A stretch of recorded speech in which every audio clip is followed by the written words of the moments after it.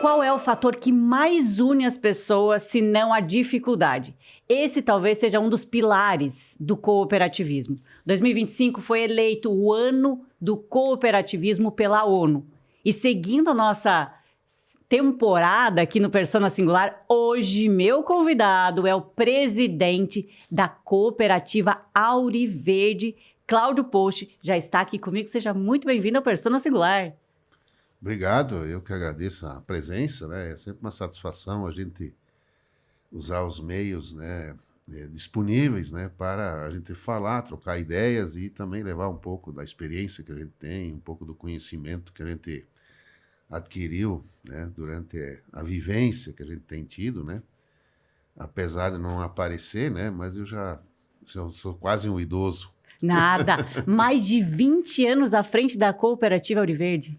São 26 anos na frente da cooperativa, né? Mas tem já envolvido com a cooperativa alguns anos a mais, né? A cooperativa, uma empresa viva, né? E ela não tem um dono definido, são vários donos, né? São todos os associados que são donos. E a gente sempre valoriza muito, né, as pessoas. E nós temos, inclusive, inclusão, né, de jovens dentro da cooperativa, do cooperativismo, todos os gêneros, né, são muito respeitados dentro da cooperativa. E eu, antes de ser presidente, né, eu fui líder da cooperativa e também depois fui conselheiro durante 3 anos. Então, de fato, diretamente com a administração da cooperativa, já faz 29 anos, né, que estou diretamente envolvido e comprometido. Para vocês terem uma ideia, a cooperativa mista de Cunha Porã foi fundada em 1968 por 69 associados agricultores, que eles tinham como um propósito buscar novos caminhos para a sociedade e, inicialmente, o objetivo era desenvolver as atividades econômicas de uma forma comum, organizar a produção e também a comercialização de grãos. E isso é interessante a gente falar já num primeiro contexto, para você que está me ouvindo no começo, porque as dificuldades é o que mais une o ser humano em prol de um bem comum. Esse assunto vai render muito. Então, minha senhora, meu senhor, aumenta o volume do seu rádio, já se conecta no nosso canal no YouTube. O Persona Singular está simplesmente começando. E é claro que eu tenho que agradecer aos meus patrocinadores, a loja Jumani, que me mandou este conjunto, gente, que está simplesmente um espetáculo. Acesse o nosso canal no YouTube para ver a roupa que eu estou usando. A coleção inverno está com tudo na loja Jumani. Eles que têm fabricação própria e também comercialização na Avenida Sul Brasil, em frente à Igreja Matriz, no centro de Maravilha. Gente, corre conferir. Preço ótimo, acabamento impecável. Tô linda, não tô linda? Olha, gente, tô muito bonita aqui. Esse é um conjunto com uma blusa de inverno longa. Ó, tô mostrando aqui para vocês, tá bom, gente? Também quero agradecer a Ela Passione, que é a nossa patrocinadora aqui. Ela Passione é referência quando o assunto é cama e banho. Quem é que não gosta de chegar em casa, tomar aquele banho gostoso, confortável, uma toalha agradável? Ou deitar naquela cama bem confortável, um lençol gostoso, acabamento incrível com os produtos de qualidade. Trussardi, Altenburg, Naturale, Karsten e muitas outras marcas de renome. Ela Passione fica na Avenida Araucária, do ladinho da Farmácia São Rafael, no centro de Maravilha. Vale a pena conferir. O nome eu vou deixar aqui, Ela Passione. Entre em contato e adquira já os seus itens de cama e banho. Tá bom, gente? E também conosco, por falar em cooperativismo, nosso parceiro aqui, o Sicoob Credial. O Sicoob é uma cooperativa onde quem ganha é o associado. São 17 agências entre Santa Catarina e Rio Grande do Sul. Em Maravilha fica na Avenida Anita Garibaldi, no centro de Maravilha. Por falar em cooperativismo, hoje você vai se interessar por esse assunto, porque, como eu disse, quando você sente uma dor e você se une com outras pessoas, a tendência é que ganhe proporção e você alcance os seus objetivos. Essa é uma das finalidades do cooperativismo. E foi assim que a Auriverde começou também, não foi, Cláudio? Foi, foi. Quando eu adentrei aqui no estúdio, eu vi que a difusora está montando um museu. Tá? Exato. E é importante a gente preservar a história, até para a gente saber da onde que a gente veio e comparar os nossos tempos com a evolução que houve, né? E nossa geração, acho que construiu uma evolução muito grande. E a cooperativa não foi diferente, né? Se nós reportar aí há quase 60 anos atrás, a nossa região colonizada por imigrantes, né? Maioria vindos do Rio Grande do Sul, mas descendentes já de alemães. E eu lembro também, em Cunhaporã, teve várias famílias ainda que vieram diretamente, né, oriundos ou fugitivos da guerra, né, ou a Europa teve muita guerra, sempre teve, né, e hoje estamos vivendo uma nova guerra lá, onde é que essas pessoas que não concordavam com isso ou estavam passando dificuldade pelas consequências da guerra, imigraram para o Brasil procurar uma terra, né, que fosse livre, que fosse uma terra de oportunidade, Que mas eles pudessem prosperar, né? e que tivesse um futuro promissor, né? E tiveram que começar do zero e fazer isso. E também baseado em cima do seu conhecimento e baseado em cima daquilo que você, sozinho, você pode ir rápido, mas você não chega longe, essas cooperativas se uniram para resolver problemas em comum que eles tinham. Primeira coisa, quando a gente vai imigrar para uma terra nova, você não pode ir sozinho. Porque sozinho você não vai ter amparo, você não vai ter recurso. Então essas pessoas migraram para cá, criaram as comunidades religiosas, né? Tiveram que construir escolas, tiveram que construir hospitais e também tiveram que criar condições ou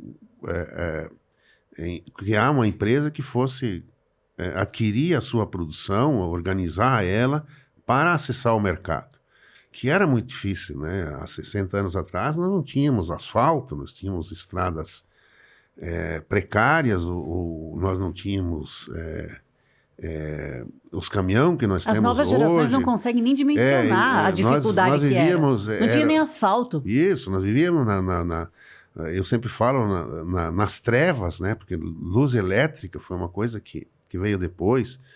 Então, foi uma vida muito difícil. E a repercussão de tudo isso, né? Isso, mas eles constituíram, então, uma sociedade, né, que é regida por um estatuto, né, e por princípios, e que deu, então, o início, né, da Cooperativa Auriverde, que foi a fundação da Cooperativa Mista Cunhaporã e a Cooperativa Mista Maravilha, que depois, sentindo que mesmo já eles se unindo, precisavam unir e criar escala.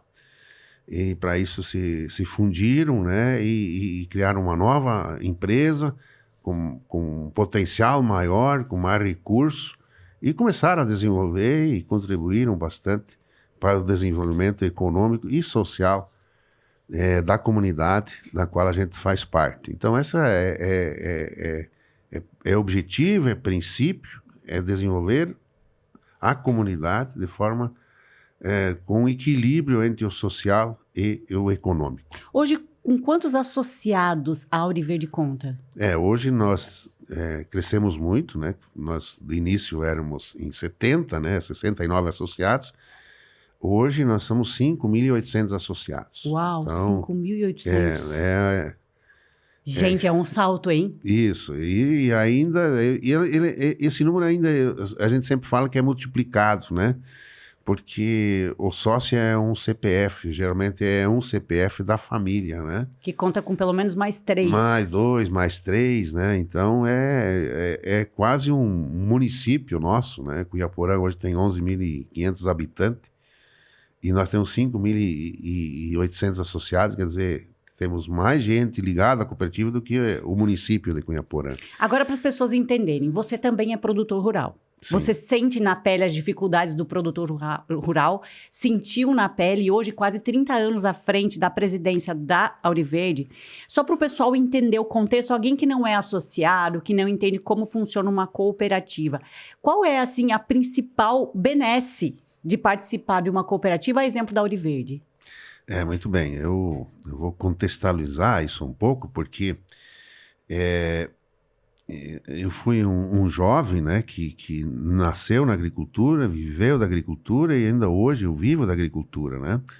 Então, a gente vê muito essa migração cultural hoje, né? Nós tivemos, há poucas décadas atrás, 80% da população vivia no meio rural, todos conheciam e estavam diretamente envolvidos na agricultura. Hoje, essa demografia, ela mudou, né?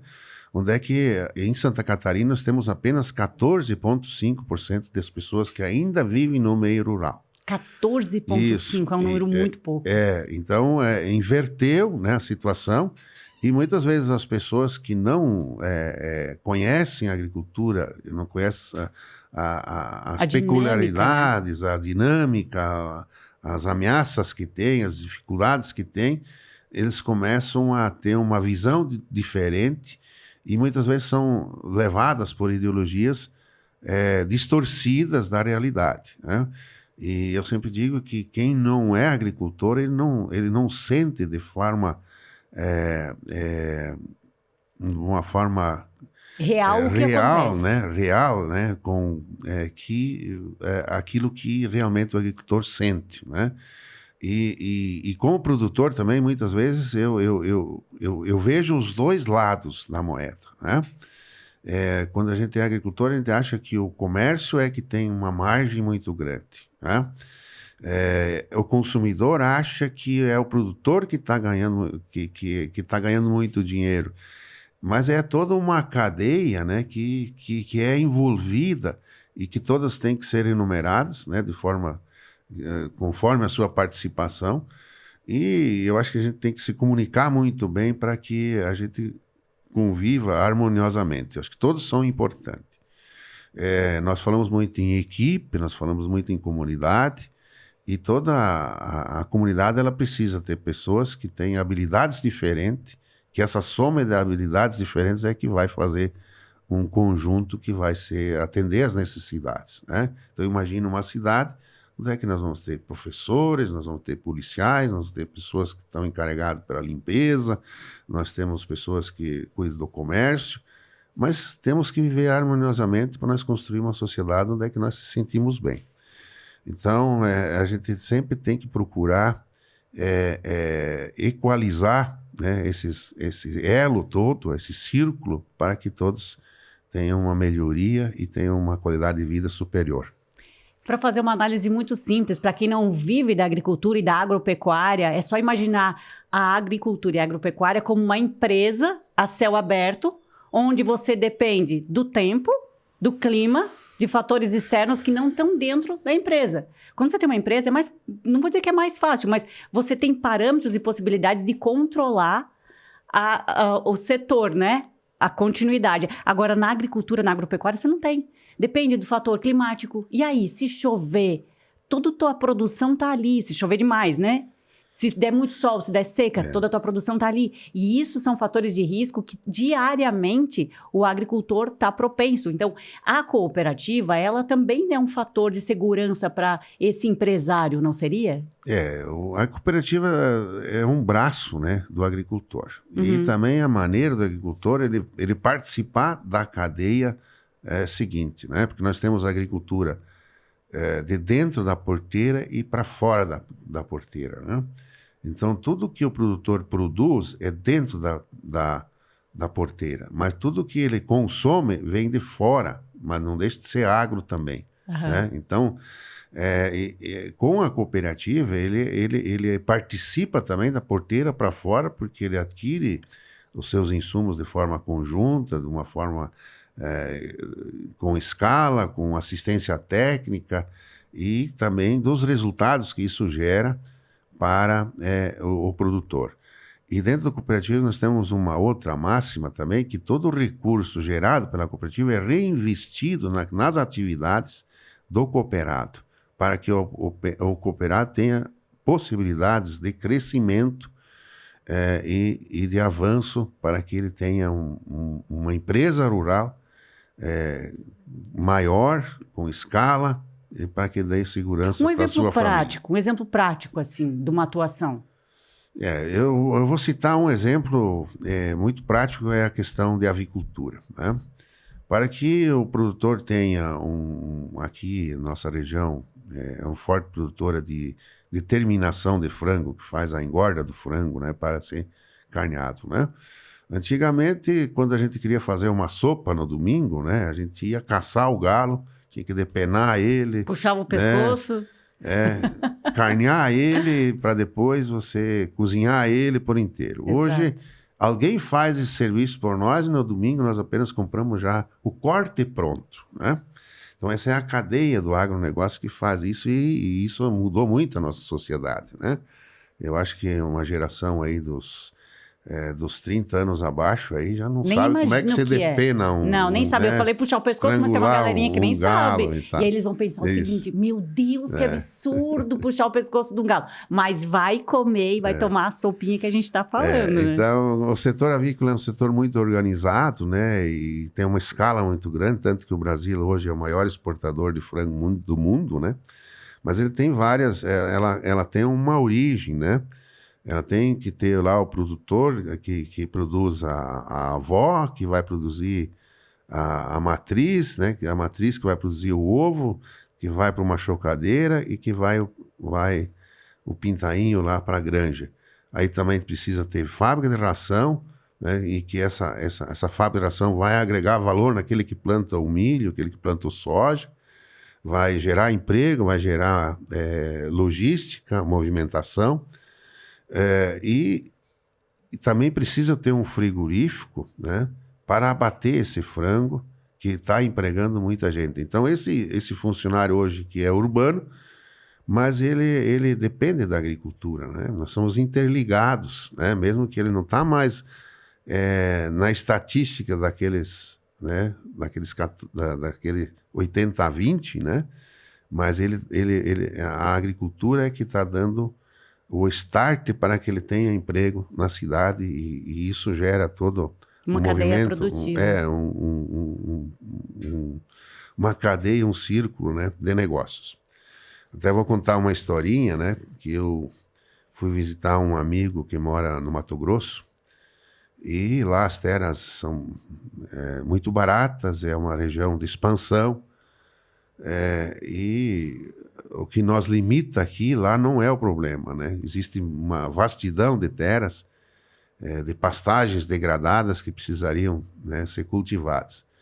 E ele gosta da atividade e sempre sonhou em ser um plantador de soja, mas naquela região que ele mora, ele não existia até pouco tempo atrás esse cultivo. E ele disse que sozinho você não consegue realizar esse negócio, porque, primeiro, porque se você cultivar o soja, você não sabe como e que insumos precisa e não tem o fornecedor de insumos. Segundo, você, quando precisa um mecânico, não vai saber quem vai consertar o trator quando ele estragar, e as máquinas estragam, né? Depois que eu colher a soja, não tem onde levar, porque não tem quem receba, e padroniza ela, conserva ela, seca ela para depois levar ao porto para ser vendido. Então, ele diz que sozinho ninguém, por mais dinheiro que tenha, não consiga. Então, para que esse desenvolvimento aconteça, precisa criar comunidades, precisa aí criar, não ir sozinho, quer dizer, ir com mais pessoas. E isso, acho que se nós estudarmos um pouco a nossa história, a nossa colonização, nós vamos ver que veio famílias, né, veio parentes, veio pessoas conhecidas que colonizaram a nossa região. E o mesmo se aplica para o norte do nosso país hoje. Então, sempre a união e o trabalho em conjunto é que vai gerar desenvolvimento e condições para que a gente conviva e cresça e crie qualidade de vida. Esse é um dos grandes pilares do cooperativismo Isso também, mesmo, né? isso Desenvolver a união de pessoas. Sempre digo, quer ir... Você até chega sozinho em um lugar, mas se você vai acompanhado, você além de chegar mais rápido, você chega melhor, porque várias ideias, vários objetivos em conjunto fazem com que você consiga alcançar um sucesso maior. E essa é uma das finalidades do cooperativismo. E se você está nos acompanhando aqui, acompanhe as outras entrevistas que aconteceram sobre o cooperativismo e as outras que virão. Afinal de contas, é uma temporada. São 8 capítulos dedicados ao cooperativismo para você entender um pouco mais sobre o cooperativismo, entender inclusive mais sobre a história, o que nos traz até aqui. Porque as novas gerações muito pouco conhecem sobre as grandes dificuldades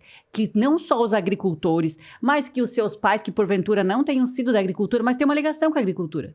Nós somos essencialmente agrícolas e entender um pouco disso faz com que você tenha uma percepção melhor, possa produzir melhor, ser uma pessoa com mais sucesso, inclusive. Então, gente, já deixa o seu like aqui no nosso vídeo, já compartilha com alguém, já comenta o que você está achando desse assunto para a gente poder trazer assuntos novos e melhores sempre para você. Cláudia, agora me conta uma coisa. 29 anos junto com a cooperativa, você que é agricultor, cresceu nesse meio. Dentre todas as suas conquistas, assim, tem alguma que mais te orgulha de estar junto da cooperativa? Eu acho que devo contar um pouco da minha história, né? Eu venho de uma família de 9 irmãos. Uau! Né? 9.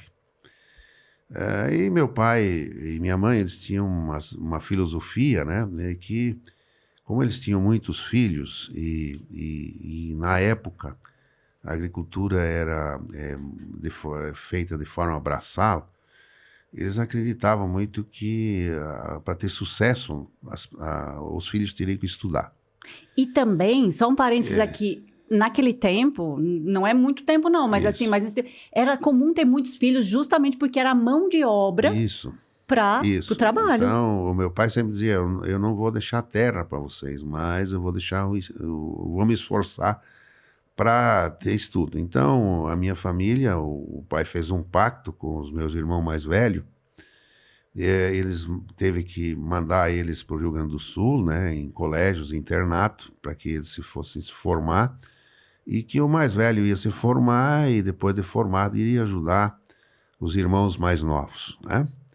E assim se sucedeu e todos os meus irmãos mais velhos saíram de casa, muito jovens, para estudar, mas chegou a minha vez, já tinha colégio em Cuiaporã para fazer o 1º grau e também o 2º grau, então eu já fiquei mais perto de casa, já participei mais da atividade do meu pai, e como também a agricultura passa por crises, e o meu pai passou por crises também, né, atividade, e mesmo assim, por aptidão, né, eu fui para o internato para me formar técnico em agropecuária. E quando me formei técnico em agropecuária e eu tinha várias ofertas de emprego, meu pai pediu para que eu fosse ficar com ele, porque nós tínhamos um convívio maior e ele estava envelhecendo e precisava da continuidade. Precisava. E as minhas oportunidades melhores, né, de emprego era pro norte do país, né? E ele não queria que o filho fosse morar longe, né? E pela intimidade, porque eu era formado em agricultura, ele acabou pedindo então para eu suceder a propriedade dele. E foi o que eu fiz então, né? E comecei a suceder a família, a propriedade do meu pai. E também, como eu era formado, eu me tornei líder na comunidade, eu participei da atividade escolar, eu fui fundador do Clube Agrícola na minha comunidade, depois eu fui do Clube Agrícola, fui para o Clube, aliás, do Clube 4S, né? Foi para o Clube Agrícola, que foi assistido pela cooperativa, e comecei a ter uma intimidade maior com a cooperativa. Primeiro porque o meu pai já era sócio da cooperativa e operava 100% com a cooperativa e era muito fã da cooperativa. O cooperativismo já estava no DNA. Meu avô paterno foi fundador e foi presidente da cooperativa de Palmitos, né, por muitos anos, e sempre contava as histórias, né, do início da cooperativa, das conquistas que tinham.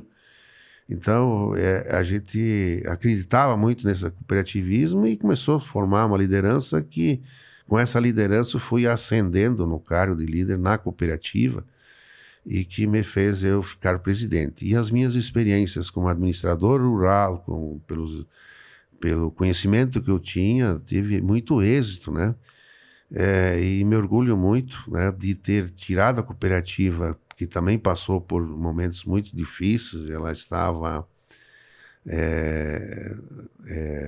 digamos assim, entrando numa situação financeira muito difícil.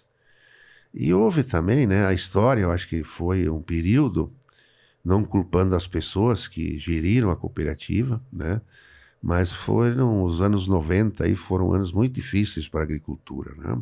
Eu acho que foram difíceis para o Brasil. Os anos 90, finais dos anos 80, o Brasil chegou a ter 86% de inflação ao ano. Começava o dia com um preço, terminava com outro. Então, basicamente era isso. Então, isso fez com que nós, agricultores e também consumidores, nós não tínhamos noção de valor das coisas, né? Não existia uma ciência por trás da administração. Nós não tinha que fazer na prática. Nós não se preocupava com custos, a gente se preocupava era em produzir e os preços vinham automaticamente. E na época a gente tinha um produto, se dava um valor e se jogava um markup em cima. E as leis do mercado livre não funcionavam muito bem. E em 94, com a estabilização da moeda, começou uma inversão de valores.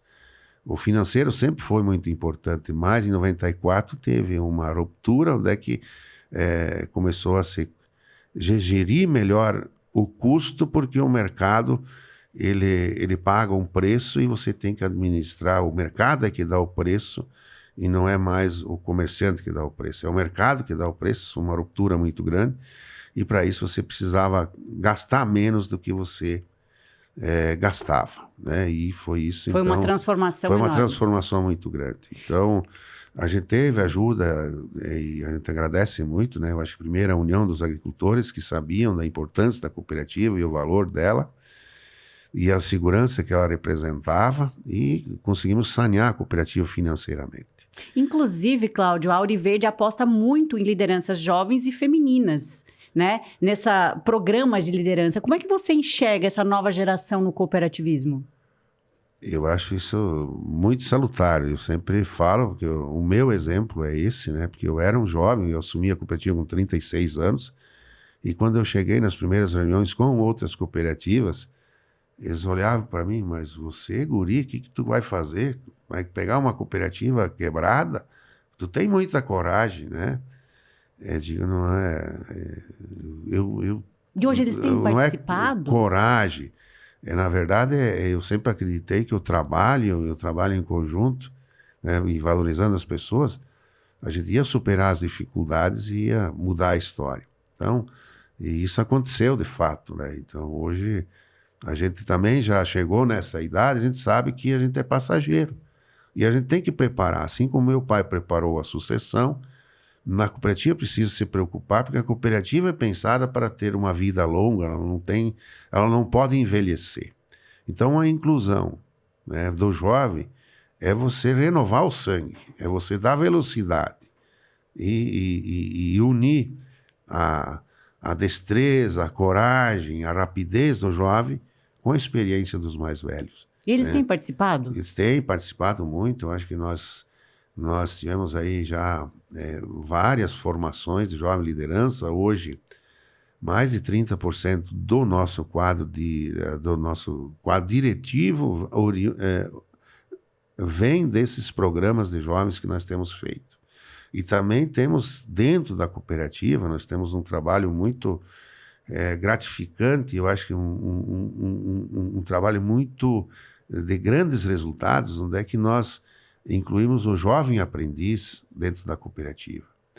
E quando começou esse trabalho, as primeiras pessoas que nós contratamos como jovem aprendiz, eles se integraram ao quadro de funcionário depois, e alguns hoje já ocupam cargos de gerência, né, e já estão subindo de degrau de forma muito rápida. Então, isso é muito gratificante e prova de que você, dando atenção para o jovem, você cria uma mobilidade maior e você, hoje, o jovem é muito ligado às novas tecnologias, ele tem mais acesso à informação. Hoje, eu acho que a juventude tem muito mais oportunidade a ter conhecimento, tem muito mais acesso a isso, e isso traz sangue novo na cooperativa e faz com que a cooperativa não pare e tenha velocidade para competir, né, com os demais competidores.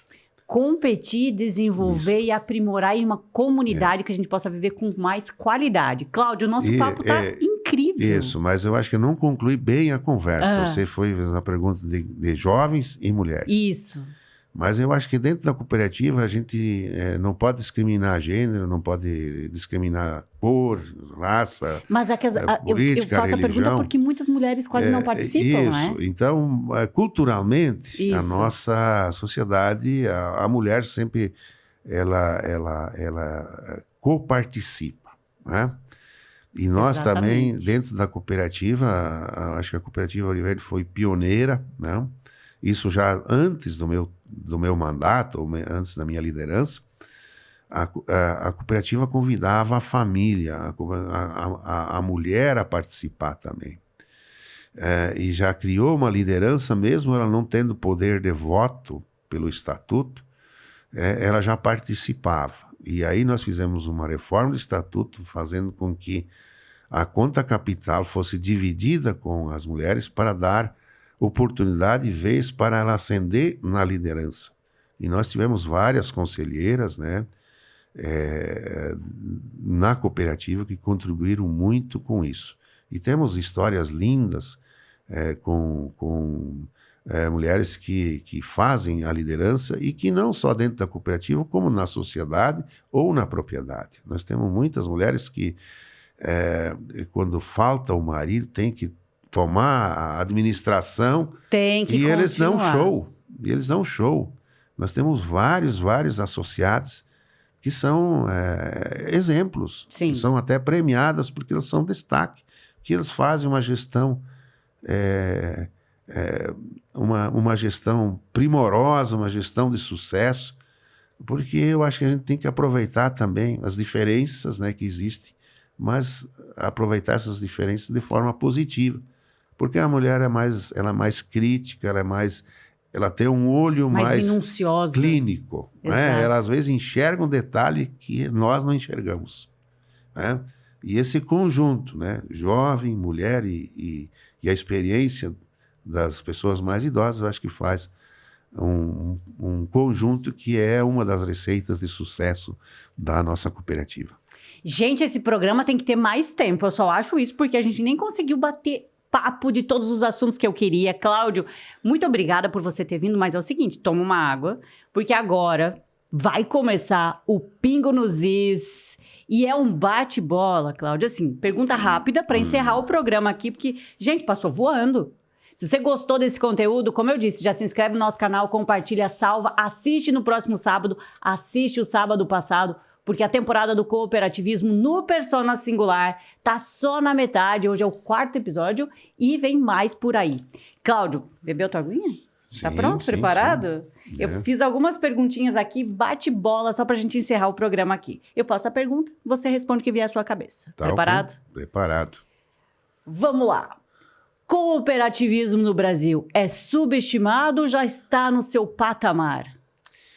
Eu acho que ainda o Brasil não descobriu toda a força do cooperativismo que nós, Santa Catarina, temos como exemplo. Santa Catarina, eu acho que é o exemplo mundial de cooperativismo, integração entre cooperativas e a participação, né, financeira, né, e representativa que nós temos em Santa Catarina. Eu acho que esse é o modelo, exemplo para o Brasil. Então, a gente sabe que a região norte, né, e nordeste ainda carecem de um cooperativismo mais profissional, mais qualificado.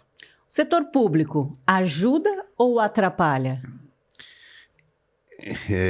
Bem objetivo, não precisa aprofundar. Não, eu acho que o setor público ajuda, né? Quando Quando pode, faz o seu papel. Né? É uma via de duas mãos, né? A gente paga imposto, né? E recebe também, né? Vamos dizer que ajuda. Né? Vamos dizer que ajuda. Nem tanto, muitas vezes atrapalha. Eu acho que hoje o poder público poderia ser mais eficiente e dar mais liberdade para as pessoas, né? Que as pessoas é que vão gerar o desenvolvimento. Verdade. Você já chorou por causa da cooperativa? Tive algumas dores, né? Tive dificuldades, mas eu acho que as conquistas. Mas em algum momento ganhos... você teve vontade de desistir? Não, isso nunca me passou pela cabeça. Você prefere uma assembleia ou uma visita de campo para o agricultor? Eu prefiro a assembleia. Tem algo no cooperativismo que precisa mudar urgentemente? No cooperativismo. Não vejo. Tá certo? Tá tudo 100%? Não é 100%. Eu vejo que tem muita diferença entre cooperativismo, né? Entre cooperativas. É sempre as pessoas que fazem a cooperativa ser singular e única. Tem algumas cooperativas, eu acho que falta profissionalismo, eu acho que respeito com as outras cooperativas. E eu acho que esse modo aí, essas coisas tem que melhorar muito no cooperativismo ainda. Você é mais razão ou emoção na hora de decidir? Eu sou mais razão. Alemão, decidido. O sucesso da Auriverde tem nome e sobrenome? Tem as pessoas que fazem a cooperativa acontecer, né? O associado acredita na cooperativa, negocia com a cooperativa, seus funcionários, eu acho que são dedicados ao cooperativismo, são dedicados à causa, são trabalhadores exemplares e me permite até fazer um registro aqui. Ontem a cooperativa recebeu um troféu dentro das auditorias que a cooperativa Aurora faz, das 14 fábricas que fornecem ração de suínos para os cooperados. A cooperativa ficou em primeiro lugar. Uau! Recebemos um troféu ontem, parabéns. que me deu muito orgulho, né? E isso se dedica ao esmero, né? Dos funcionários da equipe da Manu, que faz, mesmo não tendo as melhores condições, mas faz o melhor com as condições que tem. Então isso emociona a gente. Parabéns. Prova de que a união de forças dá resultado. Isso. Cláudio, a última pergunta para encerrar aqui, uma resposta objetiva que nosso tempo já acabou. Qual é o seu maior sonho para o futuro da Auriverde?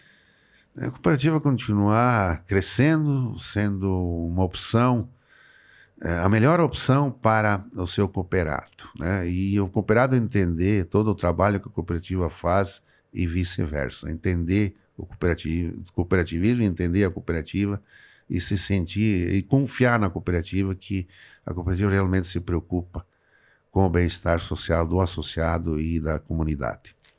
Muito bem, Cláudio Post, presidente da Auriverde Cooperativa de Maravilha, Cunha Porã. Quais outros municípios aqui do entorno?